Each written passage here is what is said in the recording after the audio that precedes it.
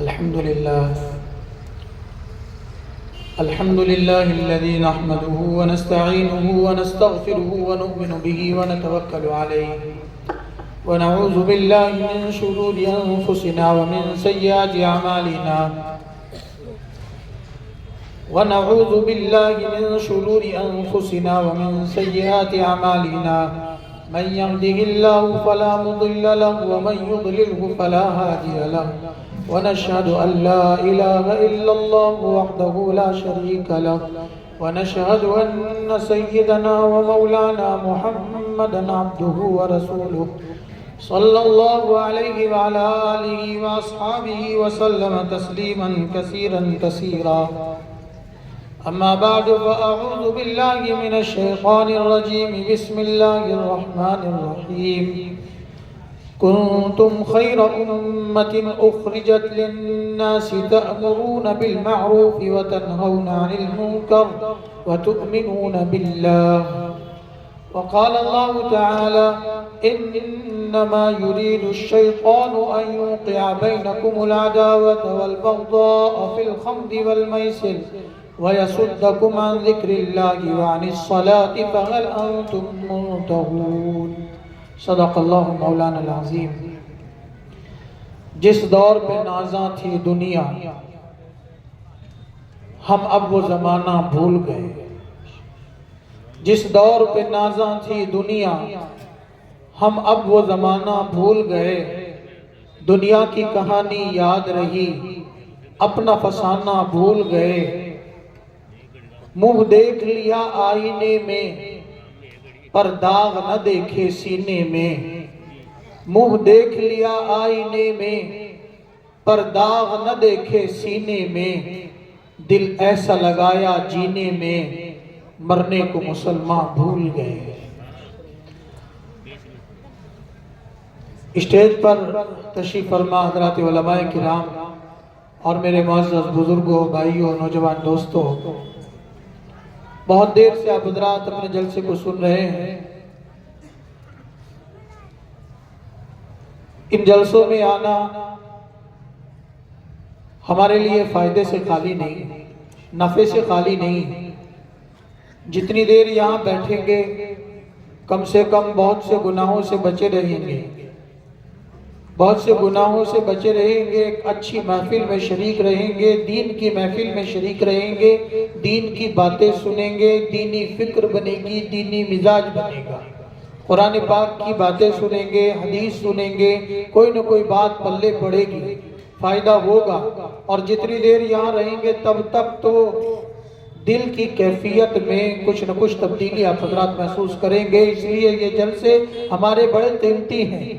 اگرچہ ہمارا ان جلسوں کے ساتھ، ان مدرسوں کے ساتھ بڑا کمزور سا تعلق رہ گیا، بڑا رسمی سا تعلق رہ گیا۔ کوئی گانے بجانے کی محفل ہو تو پھر دیکھو کہ وہاں کیسے اٹم پٹ جو ہے وہ جگہ بھر جائے گی، پاؤں رکھنے کی جگہ نہیں ملے گی۔ لیکن بات اللہ کی ہو، قرآن کی ہو، رسول اللہ کی ہو، مدرسوں کی ہو، مسجد کی ہو تو پھر ہمارے 100 کام نکل آتے ہیں اور ہمارے پاس وقت نہیں ہوتا، ٹائم نہیں ہوتا۔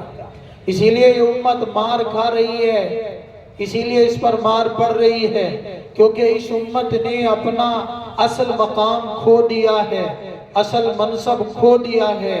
اللہ نے اس امت کو جو مقام بخشا تھا، جو ذمہ داریاں اس کو عطا کی تھی، ان ذمہ داریوں سے یہ مجرمانہ غفلت میں مبتلا گئے۔ اس وجہ سے اللہ نے اس کو رسوا و ذلیل کر دیا گئے۔ علامہ اقبال نے کہا تھا کہ وہ معزز تھے زمانے میں مسلمان ہو کر، وہ معزز تھے زمانے میں مسلمان ہو کر، ہم ذلیل و خوار ہوئے تاریک قرآن ہو کر۔ آج ہم ذلیل ہیں اس لیے کہ قرآن پاک ہماری زندگیوں سے نکل گیا، قرآن پاک کی تعلیمات ہماری زندگیوں سے نکل گئی، برائیاں ہمارے درمیان اتنی اپنی جڑوں کو مضبوط کیے ہوئے گئے، ہمارے معاملات اتنے خراب ہو چکے گئے، بددیانت ہم ایسے بن چکے گئے، فریب دینے والے ایسے بن چکے گئے اور لڑائی کرنے والے ایسے بن چکے ہیں کہ آج مسلمان عنوان بن چکا ہے بد عملی کا، بد کرداری کا، خیانت کا، رسوائی کا عنوان بن چکا ہے۔ آج مسلمانوں کے ساتھ معاملہ کرتے ہوئے، اپنے بھائیوں کے ساتھ معاملہ کرتے ہوئے خود ہمارا بھائی سوچ رہا ہے کہ یہ مسلمان ہے، پتہ نہیں صحیح معاملہ کرے گا یا نہیں کرے گا، جینیوں کے پاس چلا جائے گا، سکھوں کے پاس چلا جائے گا اور اس امید کے ساتھ جائے گا کہ یہ مجھے دھوکہ نہیں دے گا، لیکن بسا اوقات ایک مسلمان کے پاس جاتے ہوئے اس کو یہ سوچنا پڑتا ہے کہ کہیں یہ مجھ کو دھوکہ نہ دیتی۔ آج ہمارا مقام یہ ہو گیا ہے، اللہ نے ہم کو جو مقام دیا تھا آج اس مقام کو ہم نے چھوڑ دیا۔ پوری دنیا کے اندر اس لیے آج مار پڑ رہی ہے، پورے ہندوستان کے اندر آج ہمارے اوپر مار پڑ رہی ہے۔ ہم نے اللہ کا اس دنیا کے اندر تعارف کرانا تھا، ہم نے محمد الرسول اللہ کا تعارف کرانا تھا، ہم نے قرآن کے پیغام کو پھیلانا تھا، ہم نے قرآن کے امن و امان کے پیغام کو پھیلانا تھا، ہم نے بتانا تھا کہ محمد الرسول اللہ صلی اللہ علیہ وسلم کے ماننے والے غلام اور دیوانے کیسے ہوتے گئے، محمد الرسول اللہ سے محبت کرنے والے کیسے ہوتے گئے۔ آج جس بستی میں ہم رہتے ہیں، جس علاقے میں آج ہم رہتے ہیں، ہمارے برادران وطن جن کے ساتھ ہم کاروبار کرتے گئے، معاملات کرتے گئے، جن کی دیواروں کے سائے میں ہم رہتے گئے، کیا وجہ ہے؟ ہم نے کیوں نہیں بتایا ان کو کہ اللہ کا تعارف اسلام میں یہ ہے؟ آج ہم مجرم ہیں، ہم کوتاہ ہیں اس معاملے میں۔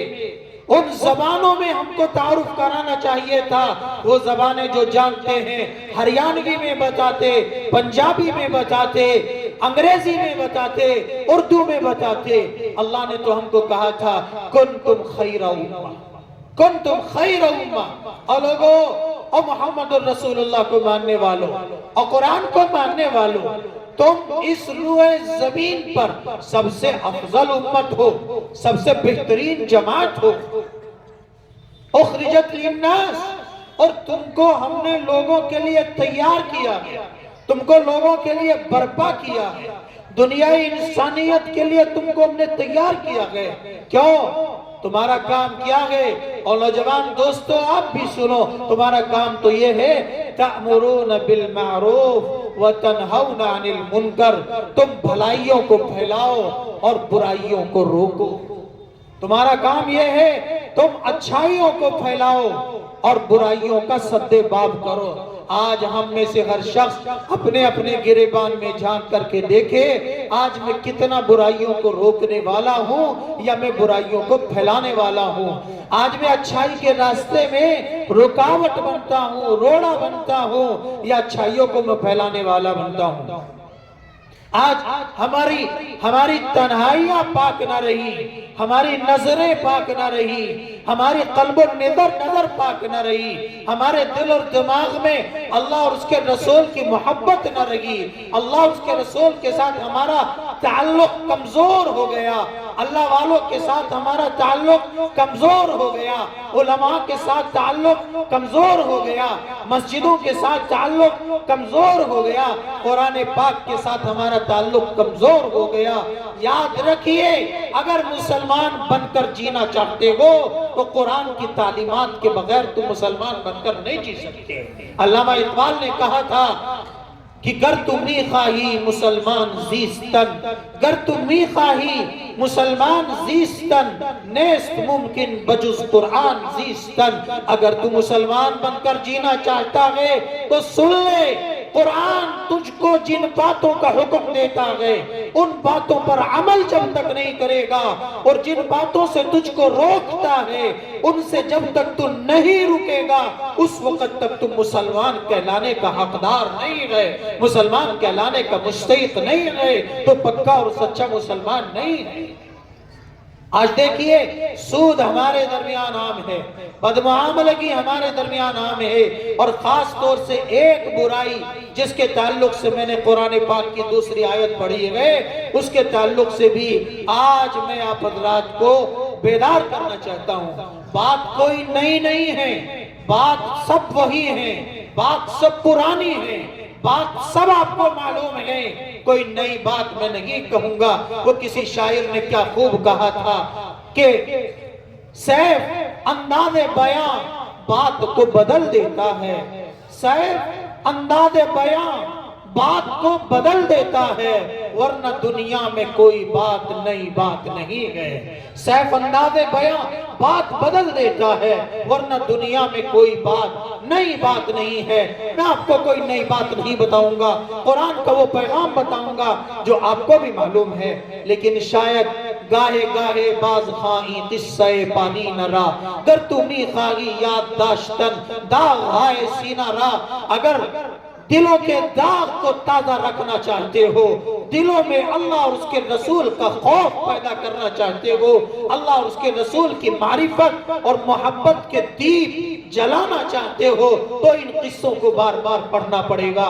میں نے قرآن پاک کی ایک آیت پڑھی، اس آیت میں اللہ سبحانہ و تعالیٰ نے فرمایا کہ سنو، شیطان ہمارا اور تمہارا ایک ازلی دشمن ہے۔ شیطان ہمیں گمراہ کرنا چاہتا ہے، برے راستے پر ڈالنا چاہتا ہے، اور جن چیزوں کو وہ ہتھیار کے طور پر استعمال کرتا ہے، ان میں سے 2 ہتھیاروں کا قرآن نے ذکر کیا۔ ایک ہتھیار ہے نشے کا ہتھیار، اور دوسرا ہتھیار ہے جوے اور سٹے کا ہتھیار۔ کیا فرمایا؟ انما يريد الشيطان ان يوقع بينكم العداوة والبغضاء في الخمر والميسر وَيَصُدَّكُمْ عَنْ ذِكْرِ اللَّهِ وَعَنِ الصَّلَاةِ فَهَلْ أَنْتُمْ مُنْتَهُونَ۔ شیطان یہ چاہتا ہے کہ شراب اور نشے کے ذریعے سے، جوے اور سٹے کے ذریعے سے تمہارے آپس کے اتفاق کو ختم کر دے، تمہارے آپس کے سکون کو ختم کر دے، تمہارے اندر لڑائیاں پیدا کرا دے، دشمنیاں پیدا کر دے، بغض و عداوت پیدا کر دے۔ جو تمہارا آپس میں ایک جوڑ ہے، جو آپس میں تمہارا ایک تعلق ہے، اس تعلق کو برباد کر دے۔ جو قرآن نے مسلمان کو بھائی بھائی کہہ کر اخوت کے رشتے کے ساتھ جوڑا ہے، اس رشتے کو برباد کر دینا چاہتا ہے نشے کے ذریعے سے، اور وہ چاہتا ہے وَيَصُدَّكُمْ عَنْ ذِكْرِ اللَّهِ وَعَنِ الصَّلَاةِ، وہ تم کو اللہ کے ذکر سے غافل کر دے اور نماز سے غافل کر دے۔ ظاہر ہے جو آدمی نشے میں مبتلا ہو جاتا ہے، نشہ کر لیتا ہے، چاہے وہ شراب کا نشہ ہو، افیم کا نشہ ہو، اسمیک جیسا زہر ہو، یا اور چرس گانجا کوئی بھی نشہ اور زہر ہو، جب وہ اس کو کر لیتا ہے تو اس کا دماغ اس کے قابو میں نہیں رہتا، اور جب اس کا دماغ اس کے قابو میں نہیں رہتا تو اس کو یہ تمیز بھی ختم ہو جاتی ہے کہ یہ سامنے کھڑی ہوئی عورت تیری ماں ہے، بہن ہے، بیٹی ہے، یہ تمیز اس کو ختم ہو جاتی ہے۔ وہ اللہ کو بھی نہیں پہچانتا، وہ بندوں کو بھی نہیں پہچانتا، ایک بیٹا باپ کو نہیں پہچانتا، باپ بیٹے کو بھی نہیں پہچانتا۔ نشے کی حالت میں اس کے اوپر وہ وقت گزرتا ہے جس وقت کے اندر وہ اللہ کو بھی نہیں پہچانتا اور اپنے دنیاوی رشتوں کو بھی نہیں پہچانتا۔ اسی لئے ایک صحابی رسول فرماتے ہیں کہ زنا سے زیادہ، قتل سے زیادہ، حرام خوری سے زیادہ، حرام کمائی سے زیادہ خطرناک گناہ میرے نزدیک نشے کا گناہ ہے، شراب کا گناہ ہے۔ اس لیے کہ جو آدمی کسی وجہ سے زنا میں مبتلا ہے، کم سے کم اس کی عقل تو سلامت ہے، یا اور کسی گناہ میں مبتلا ہے اس کی عقل تو سلامت ہے، لیکن جو نشہ پی لیتا ہے، جو نشہ کر لیتا ہے، اس کی تو عقل ہی بھشٹ ہو جاتی ہے، اس کی عقل ختم ہو جاتی ہے، اس کو بھلے اور برے کی تمیز نہیں رہتی، تو وہ کیسے نماز پڑھے گا؟ اس کو پاکی ناپاکی کی تمیز نہیں رہتی، اس کو طہارت کی تمیز نہیں رہتی۔ اور آپ اپنے اس علاقے میں دیکھ رہے ہیں کہ کس طرح ہمارے نوجوانوں کو نشے کی طرف دھکیلا جا رہا ہے، اور ان کو اسمیک کا زہر پلایا جا رہا ہے، ان کو اندر سے کھوکھلا کیا جا رہا ہے، ان کو اندر سے برباد کیا جا رہا ہے۔ نہ وہ بیوی کے رہے، نہ بچوں کے رہے، نہ ماں باپ کے رہے، اور ہمیں نوجوانوں وہ نوجوان بھی کسی ماں کا دلارا ہے، کسی باپ کا آنکھوں کا پیارا ہے، وہ کسی عورت کے سر کا تاج ہے، وہ بچوں کا باپ ہے۔ آج جس کو ہم نے جو ہے اس میں کے زہر میں برباد کر کے رکھ دیا گئے، ہم نے دیکھا کہ وہ اپنے بچوں کا نہ رہا، اپنی بیوی کا نہ رہا، بیوی گھر بیٹھی گئے، 4 سال ہوئے شادی کو، 2 معصوم بچے گئے، اور باپ کس دکھ درد کے ساتھ اپنی بیوی، اپنی بیٹی کو اپنی چھاتی پر لیے بیٹھا ہے، اپنے گھر میں رکھ رہا ہے۔ تم اس باپ سے پوچھو جس کی بیٹی اس لیے گھر بیٹھی ہے کہ اس کا شوہر جو ہے اس میں کے نشے میں ناکارہ ہو چکا ہے، تم اس باپ کے دل سے پوچھو کہ وہ رات کو بستر میں منہ چھپا کر اپنی بیٹی کو اپنے گھر دیکھتا ہے، اور اپنے نواسوں کو، اپنے بچوں اور پوتوں کے اترے ہوئے کپڑے پہناتا ہے، اپنی بچی کو اپنی بہووں کے اترے ہوئے کپڑے پہناتا ہے۔ تم ذرا سوچ کر کے اس کے دکھ اور درد کو دیکھو۔ اس لیے اس علاقے میں جو تیزی کے ساتھ نشے کو پھیلا رہے ہیں، نشے کو بیچ رہے ہیں، نشے کا کاروبار کر رہے ہیں، میں ان سے کہنا چاہتا ہوں تم اللہ کے بھی مجرم ہو، تم قوم کے بھی مجرم ہو، تم ملت اسلامیہ کے بھی مجرم ہو، تم سماج کے بھی مجرم ہو، بلکہ مجھے رکھیو غالب اس تلخ نوائی میں مجھے معاف کہ آج کچھ درد میرے دل میں سوا ہوتا ہے۔ وہ غدار ہیں، وہ قوم و ملت کے غدار ہیں، وہ قرآن کے غدار ہیں، جو چھوٹے سے جو دنیا کے فائدے کے خاطر کچھ روپیوں اور پیسوں کی خاطر جو ہے حرام چیزیں بیچ رہے ہیں اور ہمارے نوجوانوں کو نشہ پروس رہے ہیں۔ اور اللہ کے رسول کے دیوانوں اور قرآن کے ماننے والوں، ایسی دولت کو جوتے کی نوک پہ رکھ کے اڑا دو جو حرام کاروبار کر کے آئے۔ اس سماج کو بچاؤ، اسی لیے یہ سماج بٹ رہا ہے، یہ معاشرہ مر رہا ہے، یہ جوان برباد ہو رہا ہے۔ یہ جوان ہمارا اپنا نوجوان ہے، ہمیں اس کو سنبھالنا ہے، اس کی مرہم پٹی کرنی ہے، اس کا علاج معالجہ کرنا ہے۔ میرے بھائیوں، آج اسی لیے یہ امت ذلیل ہو رہی ہے کہ اس نے اپنا منصب چھوڑ دیا۔ کب ہمیں عقل آئے گی، کب ہمیں ہوش آئے گی، کب ہم خواب غفلت سے جاگیں گے؟ دوسروں میں کوئی طاقت نہیں ہے کہ وہ ہم کو کوئی نقصان پہنچا سکے۔ یہ حالات جو آ رہے ہیں ہمارے اپنے کیے کا نتیجہ ہے۔ خود کردہ راہ علاج نیست، اپنے کیے کا کوئی علاج نہیں ہوتا۔ اپنے پاؤں پر جو کلاڑا ہم نے مارا ہے اس کا دنیا میں کوئی اور علاج نہیں ہے۔ علاج آپ کو خود کرنا پڑے گا۔ آج کہتے ہیں حالات تبدیل ہو، حالات کیسے تبدیل نہیں ہوں گے جب ہمارے اعمال تبدیل ہو گئے ہیں۔ آپ اپنے اعمال تبدیل کر دو، خدا کا قرآن سچا ہے، تم اپنے اعمال تبدیل کر دو، ہم اپنے اعمال تبدیل کر دیں، اللہ پاک ہمارے حالات کو تبدیل کر دیں گے۔ اس امت اسلامیہ انڈیا کو دنیا کی کوئی طاقت مٹا نہیں سکتی۔ ہم حضرت آدم علیہ السلام سے لے کر آج تک خیر و شر کی طاقتیں آپس میں مقابلہ آ رہی ہیں، ستیزہ کار رہا ہے۔ ازل سے دائم روز چراغ مصطفی سے شرار بولہبی نبیوں کے بھی دشمن ہوئے، صحابہ کے بھی دشمن ہوئے، مسلمانوں کے دشمن ہوتے رہیں گے، لیکن خدا کے قرآن کو ختم نہیں کیا جا سکتا، اسلام کو ختم نہیں کیا جا سکتا۔ ہم زندہ ہیں، زندہ تھے، زندہ رہیں گے۔ مایوس ہونے کی ضرورت نہیں، بددل ہونے کی ضرورت نہیں۔ طوفان سامنے سے آتا ہوا ہم کو نظر آ رہا ہے، مسجدوں کا رخ کر لو، مسجدوں سے چپٹ جاؤ، مضبوط قرآن کے تناور درخت سے چپٹ جاؤ، طوفان برابر سے گزر جائے گا، ہمیں انشاءاللہ کچھ نہیں ہونے والا۔ بس ضرورت اس بات کی ہے اپنے ماحول کو درست کرو، اپنے اعمال کو درست کرو اور ان مدرسوں کو مضبوط کرو۔ آخر میں ایک بات میں مدرسوں کے تعلق سے کہنا چاہتا ہوں، ہندوستان کے اندر یہ مدرسے خدا کی بہت بڑی نعمت ہے۔ اگر یہ مدرسے رہیں گے، ان مدرسوں سے حفاظ پیدا ہوتے رہے، علماء پیدا ہوتے رہے، صلحاء پیدا ہوتے رہے، تو ہندوستان سے انشاءاللہ اسلام اور قرآن کو ختم نہیں کیا جا سکتا، کیونکہ انگریز یہ تجربہ کر کے جا چکا ہے۔ انگریزوں کو یہ رپورٹ دی گئی تھی کہ جب تک ہندوستان میں یہ مولوی زندہ ہے، یہ ملا زندہ ہے، تب تک ہندوستان میں ہم اپنی حکومت کو مضبوط نہیں کر سکتے، کیونکہ ان کا مولوی، ان کا عالم اپنے عام مسلمانوں کے درمیان مذہب کی وہ محبت پیدا کرتا ہے، وہ جوش پیدا کرتا ہے، وہ جنون پیدا کرتا ہے کہ یہ بلال کے قصے سنا کر، عمار و یاسر کے قصے سنا کر، سمیہ کے قصے سنا کر، بدر و احد کے قصے سنا کر اپنے مسلمانوں کے اندر وہ جوش بھر دیتے گئے کہ ہم سب کچھ اپنا لٹا سکتے گئے لیکن اپنے ایمان کا سودا، بولو بھائی، کر سکتے کر سکتے؟ بات جان پہ آتی ہے مال کو لٹاتے ہیں، بات جب جان پہ آتی ہے تو مال قربان کرتے ہیں، بات جب عزت اور آبرو پہ آتی ہے تو جان کو بھی قربان کرتے ہیں، مال کو بھی قربان کرتے گئے، اور جب بات ایمان پر آتی گئے تو پھر ہم اپنی جان کو بھی جان نہیں سمجھتے اور اپنی آن کو بھی آن نہیں سمجھتے اور اپنے مال کو بھی مال نہیں سمجھتے۔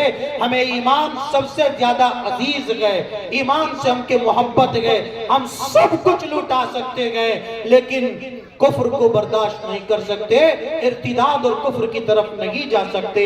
اللہ نے ہمارے دلوں میں ایمان کو مضبوطی کے ساتھ قائم کیا ہے۔ اللہ تعالی ہمیں اور آپ کو صحیح سمجھ نصیب فرمائے۔ تو یہ جو مدرسے ہیں، یہ مدرسے ہمارا سرمایہ ہے، ہمارا دین و ایمان ہے۔ یہ مدرسے رہیں گے تو انشاءاللہ ہماری نسلوں میں دین و ایمان باقی رہے گا۔ یہ مدرسے رہیں گے ہماری نسلوں میں دین و ایمان باقی رہے گا۔